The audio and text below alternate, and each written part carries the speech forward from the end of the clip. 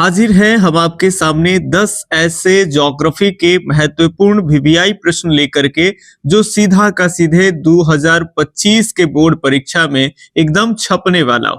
तो इन महत्वपूर्ण प्रश्नों के सीरीज को शुरू करें। इन सबसे पहले आप सबों को एक साथ वी आर एजुकेशन चैनल के ऊपर में बहुत बहुत स्वागत है और आशा और उम्मीद करता हूं कि आप सब एकदम स्वस्थ होंगे, मस्त होंगे और आप अपने तैयारी में एकदम व्यस्त होंगे। तो चलिए महत्वपूर्ण सीरीज में आज का पहला प्रश्न देखिए, भिलाई किस वर्ग का है? औद्योगिक नगर, व्यापारिक नगर, खनन नगर या फिर आपके परिवहन नगर।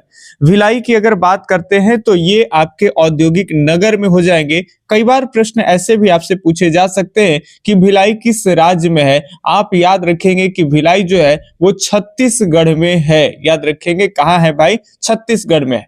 अब लगेगा अभी तो पूछे कि भिलाई किस राज्य में है तो छत्तीसगढ़ बता देंगे, कल को अगर भूल जाएंगे तो कैसे याद रखेंगे?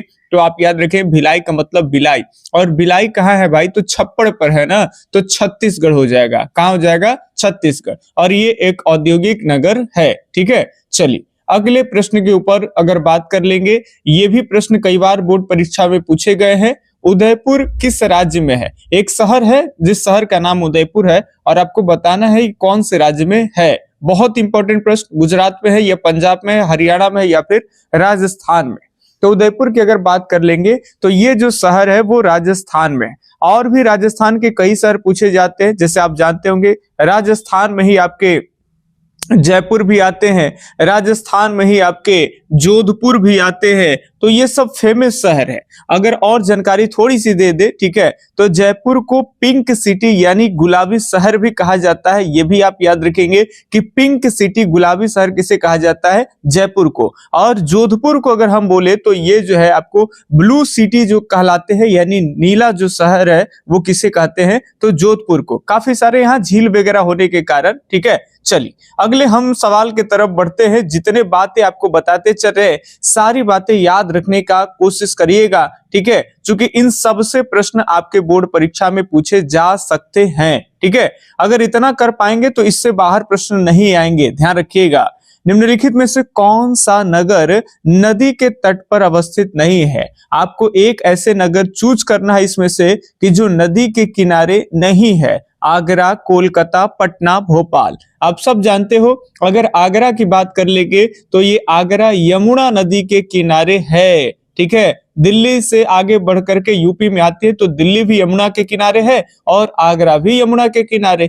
कोलकाता आप सब जानते हो ये हुगली नदी के किनारे है भाई। और पटना की तो बात ही अलग है, ये तो पावन नदी गंगा नदी के किनारे है। बात कर ले भोपाल के, तो भोपाल शहर जो है वो मुख्य रूप से किसी नदी के किनारे नहीं है, लेकिन भोपाल के नियरेस्ट में कुछ नदियां पाई जाती है। वो कौन सी नदी पाई जाती है? यदि आप जानकारी में है आपके तो कमेंट करके जरूर बताएं। ठीक है, या फिर गूगल सर्च करके क्रिएटिव टाइप के बनिए, और नहीं भी तो कोई दिक्कत नहीं है, प्रश्न यहां से नहीं बनेंगे आपके। 2011 की जनगणना के अनुसार भारत के किस राज्य में नगरीय जनसंख्या का प्रतिशत सर्वाधिक है? ये प्रश्न विवादित टाइप के कह सकते हैं, क्योंकि कई जगह पे कई उत्तर मिलते हैं और अलग अलग जगह बच्चे जो है वो गाइड में पढ़ पढ़ के पागल हो जाते हैं कि एक प्रश्न ऐसा जिसका 4 जगह 4 उत्तर, कहीं तमिलनाडु है तो कहीं महाराष्ट्र है तो कहीं उत्तर प्रदेश है तो कहीं गोवा है। क्या करिएगा? आइए देखते हैं सही जवाब क्या हो सकता है। तमिलनाडु, गोवा, महाराष्ट्र या फिर केरल। देखिए यहाँ प्रश्न को गौर से देखेंगे। ये आपसे नहीं पूछा जा रहा है कि किस राज्य में नगर की आबादी सबसे ज्यादा है, ये पूछा जा रहा है नगरीय जनसंख्या का प्रतिशत के रूप में वहां की टोटल जो पॉपुलेशन जनसंख्या है तो वहां नगर में कितने लोग पाए जाते हैं। ठीक है, तो इस हिसाब से लहजा से सही उत्तर गोवा ही आपका हो जाएगा। यहाँ 62 पॉइंट कुछ समथिंग जो है, लगभग 62% जो वहां की आबादी है वो शहर नगर में ही पाए जाते हैं। बाकी राज्य में भी नगरीय आबादी है लेकिन 50% से नीचे ही आपको मिलेंगे। ठीक है, तो यहाँ सही उत्तर आपका गोवा हो जाएगा, बी उत्तर। अगले प्रश्न के ऊपर देखेंगे। 10 क्वेश्चन है, ज्यादा समय नहीं लगेगा और एकदम अच्छे कॉन्सेप्ट के साथ आपकी तैयारी होते चलेगी। नगर जो पूर्वी भारत में अवस्थित नहीं है, लास्ट वाला जरूर ध्यान से पढ़िएगा कि है कि नहीं है, कई बार 1 नंबर चला जाएगा आपका। नगर जो पूर्वी तट पे अवस्थित नहीं है, भाई देख लेते हैं। तट तो 2 ही गो है भारत में, इंडिया में, और ये तटीय सीमा से लगे 9 राज्य है। अब पूर्वी तट पे नहीं है तो भाई पटना की बात कर लेंगे तो इधर बिहार में पड़ता है, तो ये तो पूरब साइड में ही है, ठीक है। चलिए, धनबाद झारखंड में पड़ता है, जमशेदपुर ये सब पूर्वी तट पे है। लेकिन नासिक की बात कर लेंगे, ये महाराष्ट्र में पड़ता है, तो ये नासिक महाराष्ट्र में पड़ता है भाई, तो ये आपके पश्चिमी क्षेत्र में आ जाएगा, ठीक है।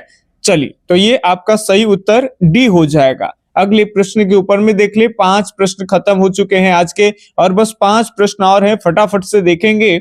इनमें से कौन पर्यटन नगर नहीं है? मसूरी या फिर आपका उदगमंडल या फिर माउंट आबू अंकलेश्वर? फटाफट से बताएंगे जो पर्यटन नगर नहीं है, ठीक है। तो मसूरी बिल्कुल है, उदगमंडल भी है, माउंट आबू भी है, अरावली की श्रेणियों में आते हैं राजस्थान के क्षेत्र में।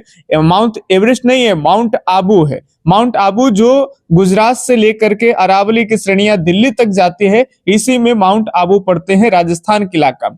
हाँ, अंकलेश्वर की बात कर लेंगे तो ये अंकलेश्वर है, चाहे कलोल है या नवगांव है, ऐसे जगह की बात कर लेंगे तो ये पेट्रोलियम उत्पादक क्षेत्र है। याद रखना है कि ये पेट्रोलियम उत्पादक क्षेत्र है, ये कोई पर्यटक नगर नहीं है। तो ये डी उत्तर सही हो जाएंगे, ठीक है।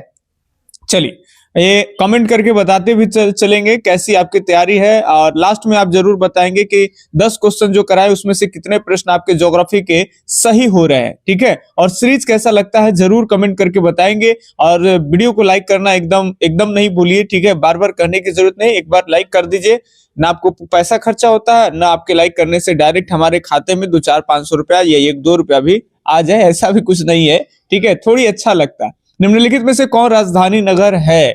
अब ये नहीं कह रहा कि नहीं है पूछा जा रहा है आपसे, ठीक है। चलिए देखते हैं, क्या कानपुर राजधानी नगर है, दुर्ग है, चंडीगढ़ है या फिर बोधगया? सही छत्तीसगढ़, चंडीगढ़ होगा। चंडीगढ़ की बात कर लेंगे तो ये पंजाब की भी राजधानी है, और ये जो है आपके पंजाब की भी राजधानी है, और आपके हो जाएंगे हरियाणा की राजधानी, ठीक है। चंडीगढ़ केंद्र शासित प्रदेश भी है। क्या है? केंद्र शासित प्रदेश, ठीक है। 2 राज्यों की राजधानी के कारण भी है। 2 राज्य, एक आपका जो पंजाब से ही अलग हुआ है हरियाणा है, और पंजाब, दोनों की राजधानी हो जाती है चंडीगढ़, ठीक है। तो ये ध्यान रखिएगा, और ये चंडीगढ़ जो है वो केंद्र शासित प्रदेश भी है। ये हो जाएंगे आपके। अगले सवाल की तरफ अगर बात कर लेंगे तो ये फरीदाबाद है, बहुत ही फेमस शहर है, ठीक है। यहां से भी क्वेश्चन पूछे जाते हैं, आप इसको एकदम वीवीआई वाला एकदम कर लीजिए। जो करना है 5 स्टार मारना है, 6 स्टार मारना है, 10 स्टार मारना है, मारिए। इंपॉर्टेंट प्रश्न है, फरीदाबाद किस राज्य का एक शहर है? उत्तर प्रदेश का, पंजाब का, राजस्थान का या फिर हरियाणा का? तो ये जो शहर है वो आपके हरियाणा के हैं, तो डी उत्तर एकदम आपके सही है। फरीदाबाद किस राज्य में है? हरियाणा में। और बता दें, अगर आप पढ़ते हो एक मार्ग के बारे में, तो एक मार्ग का मुख्यालय भी आपके हरियाणा के फरीदाबाद में ही है, ठीक है। चलिए, उसमें भी चीजें आते हैं कि प्रयोगशाला कहाँ है, तो प्रयोगशाला की बात चलेगी तो नागपुर, और मुख्यालय की बात करेंगे तो फरीदाबाद। और ये फरीदाबाद है कहाँ? तो ये फरीदाबाद आपके हरियाणा में। निम्नलिखित में से कौन नगर समुद्र तट पर स्थित नहीं है? बताने आपको कि समुद्र के किनारे नहीं है। कोच्चि, आगरा, विशाखापट्टनम, कांडला? फटाफट से आप जवाब देंगे। तो कोच्चि समुद्र के किनारे है, विशाखापट्टनम भी है, कांडला भी है।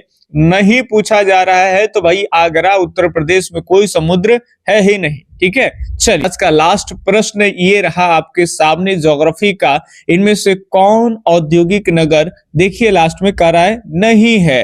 दुर्गापुर या फिर जमशेदपुर, रुड़की या फिर सलेम? तो ये दुर्गापुर आपके औद्योगिक नगर है।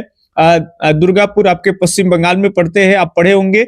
जमशेदपुर भी है, सलेम भी है, लेकिन यहाँ पे रुड़की जो है ये आपके नहीं होंगे। कमेंट करके बताएंगे कि ये जो रुड़की है ये औद्योगिक नगर नहीं है, लेकिन किस राज्य में स्थित है। तो ये आपके सामने 10 क्वेश्चन कराए, आंसर के हिसाब से आपको बताएंगे कि इस 10 में से कितने आंसर सही हुए और कितने आंसर गलत हुए। क्योंकि एग्जाम के नजदीक आप आ चुके हैं, आपकी तैयारी जोरों शोरों से होनी चाहिए, ठीक है। तो कमेंट करके जरूर बताओ, और वीडियो कैसा लगा एक लाइक कर दीजिएगा, और कमेंट में जरूर आप लिख करके अपनी समस्या या फिर कितना सही हुआ वो जरूर बताएं। हम आपसे मिलते हैं किसी अगले दिन अगले वीडियो सीरीज में। तब तक के लिए धन्यवाद। जय हिंद, अल्लाह हाफिज, आपका दिन शुभ हो। राधे राधे।